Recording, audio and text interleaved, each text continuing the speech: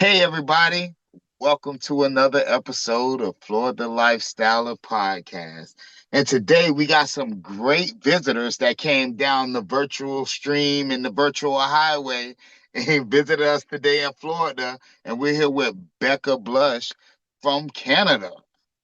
Woo Hey, woo! Becca, Thanks for how are having you? me. I am so happy to be here in Florida. Oh my gosh. It is way too cold here. Yeah, just cyber Florida in your head. Just put it. I I can feel the good rays through the screen. Like give me the hope. Yeah, we just got over a little cold front, but I'm pretty sure it's nothing like where you're at. So, No, and we're not even deep into winter yet. We've got some snow on the ground. So if I could just come on over and park my butt somewhere warm in the sand, that would be lovely. so how are you today? How's everything going? Everything's well? Honestly, I'm doing really great today. I had a Christmas themed photo shoot earlier today. So those days are always super fun. I get to dress up and play a part and take some naughty photos. So Okay. I'm feeling pretty good. Right. So that was an erotic Christmas shoot. It was, yeah. Okay, So awesome. I'm actually an erotic artist, hence all my art back there. So I paint basically the body. And one thing that I offer is also paint nights. And so that's why we do our photo shoots is to promote for our erotic paint nights. And our next one coming up is next week already. So we're super excited about that. It's a Christmas custom. So people can make their naughty present for their special someone and have a Okay. lot of fun with it. That's cool. Now let's talk Yeah. about your journey into the non-monogamous lifestyle. How long Yeah. have you been in the lifestyle and what made you so curious about entering this lifestyle in your life? Yeah, my story is a little bit interesting. Okay. So I have my nesting partner. Him and I actually have an age gap relationship. And so we met when I was the wee little lady of 20 years old. And he totally introduced me to non-monogamy. I kind of like knew about it, especially just through like social media platforms and other media, and I didn't really know it existed in real life. um, so yeah, he kind of when I first met him, we were just like friends, and he was like, "Yeah, this is how I live my life," and I was like, "That's cool, sign me up." Obviously, as we started hanging out more together, our relationship developed, and I was like, "So, what about that non-monogamy thing? Tell me more." And so, yeah, that's kind of when he took me under his wing and really just showed me a whole new world that I will never ever stray from. But I say my story is a little interesting because upon further reflection, I this sounds weird, but I truly think I've been non-monogamous since I was like 6 years old. Okay. No, that don't sound weird. That sounds like you have an identification of yourself. No, for sure, but run with me. So I remember little Becca on the playground, and I vividly remember having two boyfriends at the same time. But here's the thing: is it was so consensual. Like I vividly remember Frank and Joey, and we had this conversation where I was like, "Frank, I like you. Joey, I like you," and they were like, "Well, Rebecca, we both like you too, but we don't like each other." And I was like, "Sounds like we can make this work," and we did. And so like that's just one example, but then like fast forward to like my teenage years, I never Okay. was able to have just one crush on one person. And then even older teenager when I started like dating and stuff, I there was many times I dated like one person and then they were totally okay with me like flirting with my friends or like kissing other girls or like even going dates on with other people. And so I didn't have the terminology that I do now. So that's why I think I've really been non-monogamous for a lot longer than I claim I have. Um, but fully open, fully deep in it, only the last 8 years. Okay, so you knew where you were spiritually, you just Mhm. didn't have an identification as the terms and stuff. Exactly. I'm definitely one of those people that enjoy using labels. They just help define and Yeah, describe like my experience. And correct. so once I started learning all of these crazy non-monogamy things, I was like, oh, I'm that one, I'm that one, that one, and that one, and that one. So Yeah, to hear all my labels, yeah. I I just found out 3 months ago I was a sapiosexual. there I you go. You just kind of never you start knew learning more that about was you, right? me.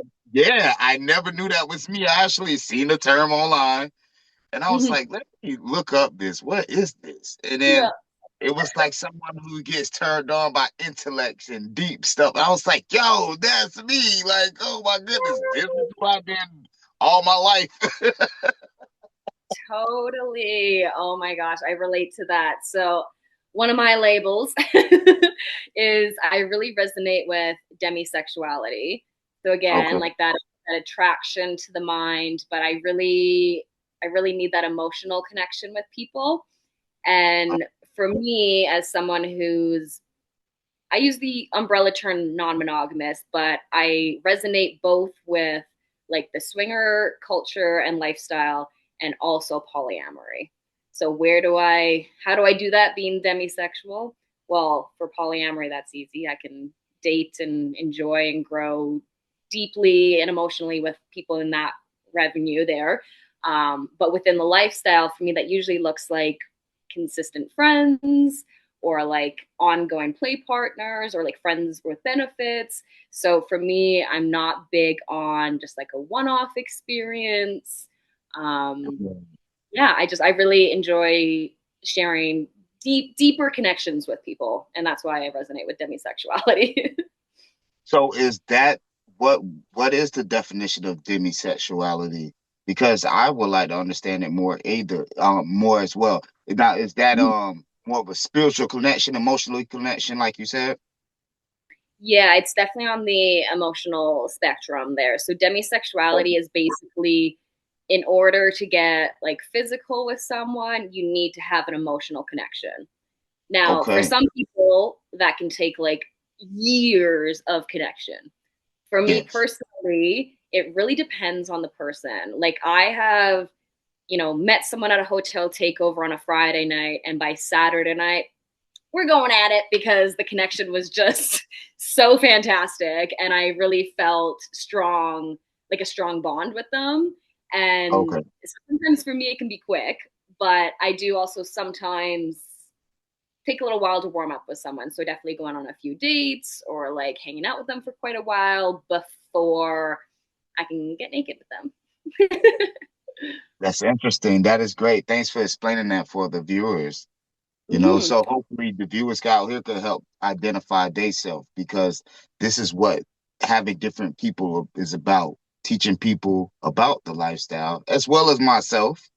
And Yep. we're learning ourselves more within this journey and with having people that we can relate to. So thanks for explaining that. No, for sure. That's actually one of my favorite things about like non-monogamy and the lifestyle is just connecting with other people and hearing their perspectives and how they just go about life, and what their dynamics look like, right? Right. As I was saying, I have like my nesting partner, so we practice a hierarchy. So he's kind of like my main squeeze. He's my guy. We live Right. together, life together, in terms of the swinging world. Like we play together, but then I also have other partners outside of that. So, like I have another male partner that's more of a comet relationship. Have you heard of that before? No. No. Okay, so it's basically a form of long distance. Okay. Um, Okay. The However, comment. Okay. The comment. Yeah. it's Shield. coming Yeah. in, it's coming out. Well, let me explain. Let me explain. So I use the word comet because basically, unlike other long distance relationships where, you're texting each other good morning, good night, how was your week, things like that, we Mhm. maintain like minimal contact in between the times that we see each other. And then when we do see each other, it's like when the stars align. So it's like if I Okay. have work to do in your city and I'm coming through, I'll reach out, and then vice versa. It's like is if the stars are all aligned and the comet's passing through, we'll grab onto it. Right. It makes sense. It makes perfect sense. That's a great Yeah, term for it. I like that one. Honestly, I really do. And then of course I just have like a few other like friends with benefits that I see at different like clubs and different hotel takeovers and things like that. So Now, do your nesting partner also have other partners as well? he does. Currently, no, but I mean, we've been together for so many years. It's the Yeah. ebb and flow of non-monogamy, right? There's times where I don't have anyone, and sometimes he does as well. And then um, he doesn't he doesn't totally lean towards polyamory, but there has been times where we've like dated someone together. So we've had like a girlfriend in the past, or like a boyfriend together, those kind of things. Yeah. Right. Yeah, because it's not a scorecard. It's all about the free flow of love. Oh, totally. Yeah, I like Yeah, that. like I don't keep score. Like in my dynamic with me and my wife and my primary partner that I've been with over 20 years, Yeah. um, we usually get more single guys that play with her. So we're doing like more male, female, male, where me and another guy is with her, or she'll Yeah. have more connections because it's just the availability thing. But I never keep a scorecard. So I never be like, oh yeah, you've been with this many guys, and I only been with like two women this year. Like, Let's oh go. I need more. yeah, like, oh man, now that like no. Long as Oh the my expression of love is there and the erotic experience, which I love, the passion of sexuality, long as it's God. there and the atmosphere of love is present, I'm fine with it. You know, I yeah, because I love love love, and I know how it feel to be monogamous because I was once monogamous in my life, and mm-hmm. it feels like with so much love that you have. Because me and her started off monogamous when we was teenagers. Six Mm-hmm. years down the line in the relationship, we got non-monogamous, and it felt like a bottle that was like capsule, like a TNT, and then you like Yeah. exploded. It's like, like, yeah, free into the cosmos. Like, you good. Like, you're like, Yeah. yeah, this is who I Yeah. was the whole time. Like, love. Mhm. The expression of love is so good, and it's so eternal. It's like once you grow more into it, you see how eternal it is. Like you said, when you was young, you noticed it from the start. You was like, yo, I don't have to just like you. I don't have to just like you. Y'all both could like me. Like, Yeah. I'm enough person for everybody. Why would we stop from that from happening? Honestly, expand the love, expand your mind, expand your body. Yes, I love everything you're saying. This is Yeah, I yeah. think the construct of love, because I started off monogamous, and it was like it felt so confined and to have all those worries, to worry about is my partner this? Is they like me? Am I good enough? Who they're talking to? Why they're talking to? Is they're gonna, what I mean? Like it's just so much brain fuckery. It's not Mm-hmm. really freedom. It's like No. how can you settle and be in love and be yourself on top of that with all this brain fuckery, especially women. Like Oh I, yeah. I wanted to create a safe space for a partner I'm with to be expressive because it's hard for women to find that safe space to be expressive, especially with their partner. Oh, I agree. But what I love is once a woman gets there and then they just go crazy. Yeah. It's like they're totally free and you cannot hold them back. Like they want to go out, they want to dress up, they want the costumes, they want the fun parties, they want the events, they want the guys, they want the everything. It's like Right. once you unleash that cage, you better buckle up. Yeah, you got to be mentally built for it, guys. If you're not used to it, a lot of guys be like, "How can you do that?" And I'm like, "Yo, it takes a lot of self-reflecting. Actually, that's how I was able to do it by Mhm. reflecting on myself and who I was and what I really wanted out of life. How I really wanted love to be. And it's nothing like I said again, there's nothing like just this eternal expression of love. This thing could go on forever and ever and never. It's never like a chain link. And then we put a link on it and then we run into all these constraints. Like even people who's monogamous, they still just the fact that they can't be as expressive as we can, that we learn to grow to be in a non-monogamous relationship is it's hurtful as well. Just imagine somebody saying, "Oh, I couldn't even tell my partner that I laughed with this guy at work, or I laughed with this woman at work." Like something simple as that. I know each relationship to their own, but I love converting people. And that's one example I bring up I've had monogamous people approach me and say like they can't even tell their spouse that they're hanging out with someone from the opposite sex, or that they're texting someone from work, and it's just like it's so restrictive. And I know, to each their own, but like to me it just seems so controlling. Yeah, because I used to be that guy, right? So I used to be Mhm. that guy when I was younger, in my younger 20s. See, I jumped in this at 25. I'm 39 now. Yeah. And when I jumped into it, I was like, and I know exactly what you're saying from experience. Me being that person, it's like it's so petty and Yes. immature. It's like I said, it's brain fuckery. It's like like you're playing a mind game on yourself, and then you're also keeping a partner from being free. Hmm. Being who they want to. Now the person got to transform into someone around you to fit what you want them to be. That is not their self. No. Oh my gosh. And there's so much of the world to see and like experiences to have, especially in the lifestyle community. There are so many things that I can't believe that I've had the opportunity to be a part of, and just I don't know, just it's just this magical community. You know what I mean? And Yeah. I hate for someone to not have that opportunity. So if you're listening and you're like on the fence, like, oh, what should I do? I'm just scared. Just do it because it's magical.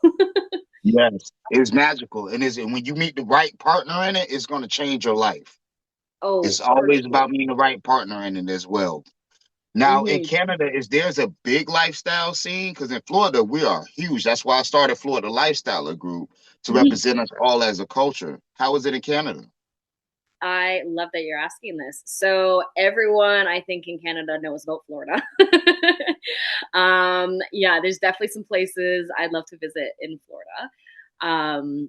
In Canada, it's dependent on the province. So, like I said, I live in Alberta.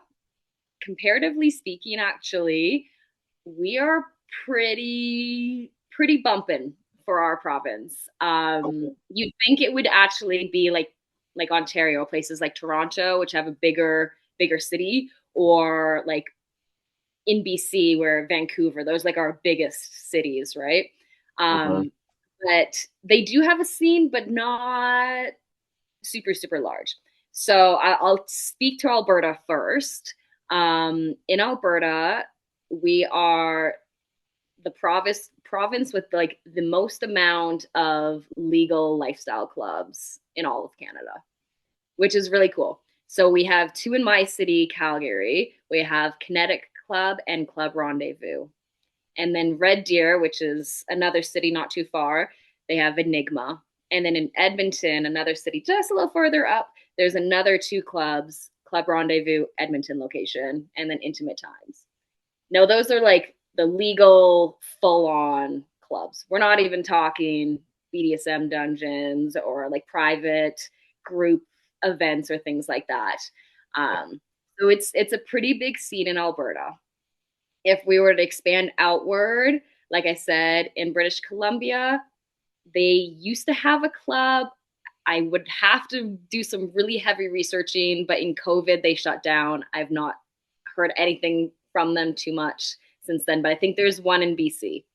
Saskatchewan, they are not legally allowed to have like strip clubs, Wow. lifestyle clubs, anything like that in Saskatchewan. So there's So is that zero like to that's like a Bible Belt type city, province? oh yeah. Okay. they're they're pretty strict there. It's been like that for a long time. Like even saying like they can't have strippers, which everyone loves strippers. Come on. Right. When you said that, that's what gave me the Bible Belt bill. I was like, oh, okay. Yeah. Yeah. And then as you move further east, it kind of depends. So Toronto, major city, definitely has a few. I don't know them at the top of my head, but I actually have them linked on my website. So if anyone wants to go to my specific website, beccablushart.com, I have a Which will be huge in the description below. It will be in the description below, guys. Be sure to click on that. love it. I did a whole bunch of research about different clubs in Canada, so you can find all of them there. But another hotspot is actually in Quebec. So in Montreal, they're very open minded there. They have quite a few different clubs. They have like quite a big queer scene as well. So they have a lot of like bathhouses and things like that as well. So yeah, it's really dependent on where you go. If you go further north, way colder up, you're not going to see too much. Oh. It's more private, small kind of gatherings. But if you stick to like the main cities and like the major cities as well, you'll find something for sure. Yeah. Now, do you guys have nudist beaches? Do you guys even have beaches? Way to call I've me. never been to Canada. Yes, we do. Okay. And again, it's dependent on where you are. And if we're Okay. talking legally sanctioned or because I mean anything's a nude beach if you're brave enough. You know what I mean? Uh, Yeah, yeah, that's true. okay, so in Alberta, again where I live, there is two beaches in Calgary. They're not legally sanctioned at all, but they're quite popular. They are not beaches. They are how would I describe it? It's a river. It's a riverbank. Okay, that's It's nice. quite lovely. It's lovely in the summer. If Okay, that's you're not nice. familiar too much with Alberta weather, in the summers we get up to like 32, which is like 75 Fahrenheit ish. Okay, okay. I'm like trying to convert in my head. Yeah, if I thought you meant 32 Fahrenheit, I was like, okay, what? You're like pop off, okay. Okay, we get it. It's cold here. Okay, but it gets warm in the summer, and that's quite lovely to go. So those ones are actually searchable if you Google those ones. And then there is one other up in Edmonton, the other major city that I was telling you about. And I've frequented both of them. Again, they're lovely, they're magical. On Vancouver Island, there is one I actually just went to for the first time this summer, and it was awesome. It's just outside of Victoria. I think it's also linked on my website. You can find it. It's not as I don't want to say it's not as advertised. The locals really know where it is, but outsiders don't. So when I was visiting, I was gung ho to find one. It took me a while, and it's definitely a nudist community there. And then the only other, or there's two other that are actually legally sanctioned, and that's probably one maybe people have heard of, which is Wreck Beach, and that's in Vancouver, in British Columbia. That is a massive, massive beach. I have not been there yet, but I will be there. You will. That is actually on an ocean, but it's the Pacific Ocean, so it's cold. That's nice. Yeah, guys. So Yeah. if you come visit, when you go visit Canada, be sure to hit up that spot. But hit the link in the description because that's where Becca's information is. And you could go on her website and you can find out all the updates about the Canada area. and how to Mhm. reach out to her personally to get any private information that you may need when you take your visit to Alberta or somewhere Mhm. other in Canada, you know. Oh, for sure. Yeah, I'm pretty well connected in the scene, like in Canada and in Alberta. I'm quite a public figure. I am very open about my lifestyle and like who I am, and I love, just sharing my experiences and educating as well. Like I love bringing in newbies and just like showing them the dark side. Made you be so open? What made you get so open about it? Because I'm very open and like an Mhm. advocate for the lifestyle as well, amongst the others who are like us. What made you become so open with it and just say, "Yo, I'm gonna be who I am," and people just gotta accept it? Honestly, I think it stemmed a lot from my artwork. So I've always been a creative person, but it wasn't until I started exploring non-monogamy that my art got a little bit spicy. And that's the only type of art I make these days is erotic art.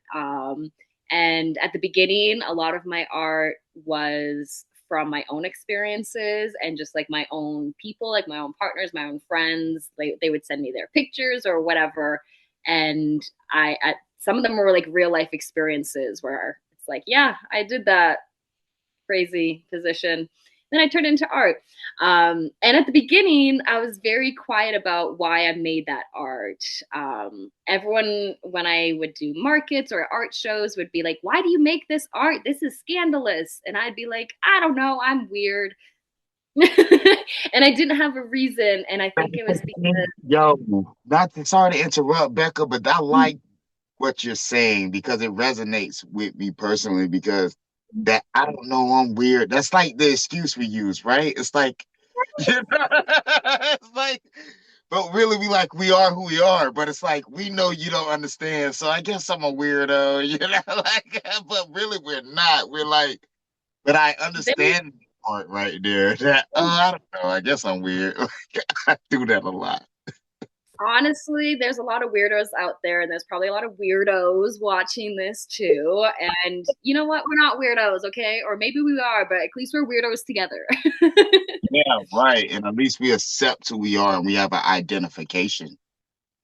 Well, and that's where I'm going with that is where there came a point where I fully accepted non-monogamy as like part of my true identity, where I was just like, this, like, there's nothing else. Like, this is what I've been looking for. This is exactly who I am. This is who I want to be. And once I made that like that mind shift of just accepting myself for my weirdness, for my kinks, for my like my own sexual expression, my own journey, that's when I really became more vocal about it and way more open. And again, it came through my art and then through my art I became connected with even more people in Alberta and across the world, even where they would reach out and they're just like, oh my gosh, I love your art. Why do you make it? And as I got more comfortable telling my story, it's like, oh, well, I make it because I love group sex. Or whatever, right? um, so I don't know. It just came with more acceptance. And then, yeah, without any shame, I'm fully out there now. And yeah, I'm out there because I know there's some people that can't. And Well, I think, especially on like social media platforms, I've been a little bit, or I've been seeking out more social media platforms. I know there's a lot out there, but at the same time, there's not, if that makes sense. There's a lot in the US that I've been able to find and connect with. Glad I matched with you here. thank Um, you. but in Canada, there's actually not that many like openly non monogamous content creators or just people that have a platform that share. And so I'm like, why not? Why not be that person? And yeah, that's why I'm able to be so out and open. I appreciate it. It's very Hmm. appreciated here because we're all in this together. You know, Hmm. this is a dynamic that saves people lives, you know, love lives basically. You know, Yeah. no, it does, and it's a whole different dynamic, and it's what I like about you coming on here, because in along with other guests, Hmm. is showing all the different versatile ways, because it shows people that we are regular people.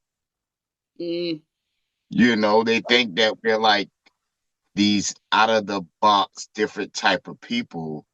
You know, it's funny. The best one is, I love when people meet me and they don't know yeah. I'm in a lifestyle, and then I just say, "Oh, you know, I'm a swinger." Like, and they be like, "What? I would never Yeah. get."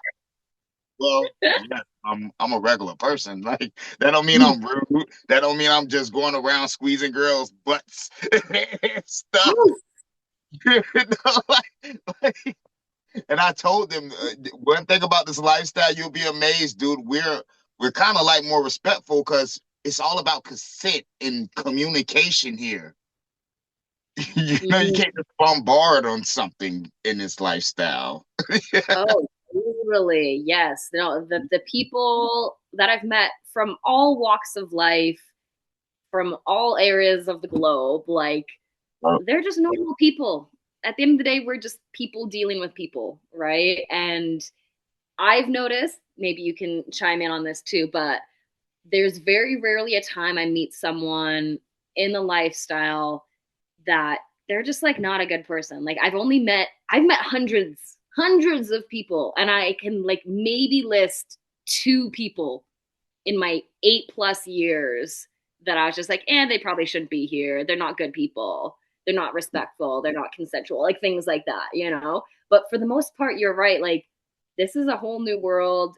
Everyone's super respectful. Everyone tries to be friendly, very open minded. And that's what makes the community so special, I think. Everyone's putting in that effort and that emotional intelligence to be a good person.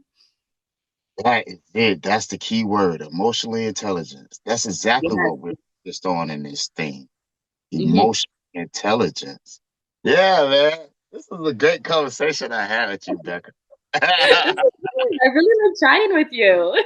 Yeah, thank you so much for virtually coming to Florida. You know, hopefully one day you could physically come here and enjoy the Florida sun. We have great lifestyle resorts like Secrets Hideaway. We have Caliente.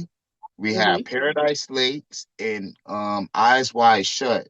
That is the Central Florida area. Mm-hmm. That's where I'm from. Now we Yeah. have Southern Florida that have more places that I'm not too familiar with, because you know Florida Right. is super huge, Yeah. but you know it's a lot. This is our lifestyle down here. It's Mm-hmm. like the hidden gem that's not talked about as much, and that is not really out, but everybody is involved here. You know, Mm-hmm. like, and I just want to kill the stereotype and everything, because it's like I love it. It changed my life. I love loving people so much that this is the place to be. Like, this is the home Mm-hmm. for my heart type deal. Yeah. You know what I'm saying? And I I made a commitment that I'm stuck in this lifestyle. You know, like, I got it tattooed. I got my ring with the with the pineapple. You know, I started a brand for us Florida people, and I told mm-hmm. my primary partner, I said, regardless how this thing goes with me and you, if it works out, if it doesn't work, I'm here to stay. This is my Oh yeah. identification, because Mm-hmm. I kind of introduced her more into the lifestyle, Mm-hmm. because I noticed I was a lover, and I noticed that we grew up together and we had like infidelity within our teenage years, first getting together, you know, teenage stuff. And I Yeah. was like, I don't want a relationship like that, because I seen many examples of people that loved each other Mm-hmm. unconditionally, but they just couldn't get the infidelity part past to have to share that world with each other. You know, and I think about a relationship, I think about sharing worlds. You know, when I think about relationship, I think about unity, sharing, everything just that was two is now one. It's like a Mm-hmm. tornado. You know how the land and the clouds come together, and it's going turning it away. And then it's like ripping through. Yeah. It's just tearing up everything and gathering everything. Mm-hmm. That cyclone. And that's how I look at love. You know, I know it's a it's a weird analogy, but That's how I look at it. That's how I look at it because it really is like a Okay. cycle. It's like two worlds meet Mhm. together, come Mhm. together, spinning together in this 360 and creating a cycle, like just gravitating everything out on the outside, inside. Mhm. And I just want to have a love where I could just do that. And it's about that. And I want our love to expand. I've been talking to my primary partner about, opening up our relationship more because I'm not really into like the what I know there's different type of names. You got polygyny, polygamy, Polyamory. and Yep. polyandry. And then I'm just into the one with everybody's in love. Like, because I'm not trying to really be like beat on my chest 10 wives. That's a lot of Uh-huh. responsibility. Yeah, no, polygamy is a little messy, but polyamory, that can be a legit thing. Yeah, that's when you got multiple partners, right? And that's what I'm into. Multiple Everybody love. having a community of love because I'm Mhm. about that. That would be so cool, just to have a community like that of love, because if Mhm.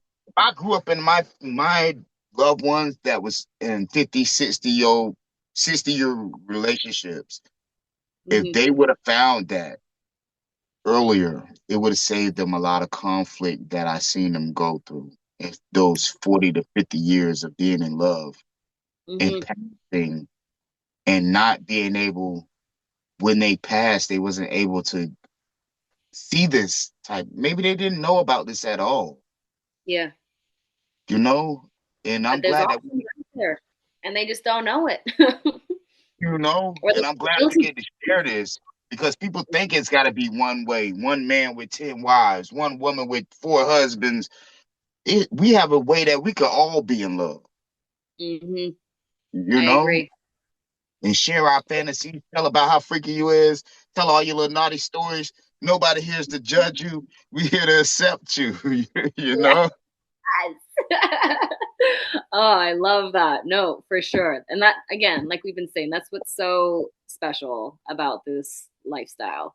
You can customize it, you can create your own experiences, whatever you're comfortable doing, you can make the best out of it, right? And that's so Mhm. great. Now, before we head out, I got one more question to ask you, Becca. Yeah, shoot. When you hear Florida lifestyler, what comes to your mind? Oof, that is tough because obviously there's like preconceived stereotypes that are running through my head. um, and maybe I don't know if it's a joke outside of Florida. Maybe it is, or maybe inside Florida. I mean, but I don't know.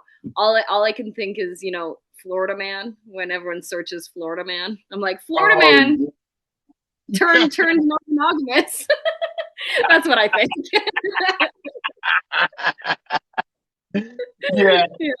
For the Mhm. people are crazy. We're not that crazy. We're just like every people, every other person. We're just really multicultural here, and you can Yes. wear less clothes as possible because it's hot. Mhm. Yes. Oh, I love it. I am definitely gonna have to make a trip out to Florida, and we should link up because this was too Yeah, fun. you I'd love to definitely go do. around. You do. And Yes. hopefully I get to come to Canada soon. I have a friend in Canada. I'm not Mhm. sure what part, so that's interesting. It'd be funny if you stay in Alberta. That would be funny.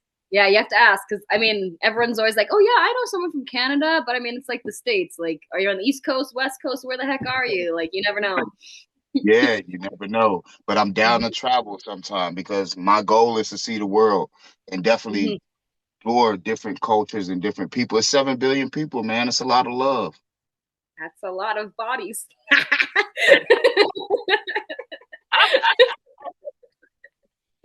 Okay, love and bodies. Fine. One country at a time. Gotta check them all off. We're gonna fetishize this. Oh, no, Oh, amazing. Oh, this has been so great. Thank you, James, for having me. thank you, Miss Becker. And hopefully we meet again and we'll definitely keep in contact over social media. And I will send you this episode. Don't worry. So you go to your fans. And everybody, Link in the description. Make sure you check out Miss Becca. Link in the description. If you come to Canada, check out her artwork. Check out all the adventures that she have. Check out interests that she have, because this is an amazing woman with a lot to show you a non-monogamous lifestyle that you can learn from. Thank you, Definitely. Becca. Thank you, James. One love. Bless. Bye. Bye bye. Email us to feature on the podcast today.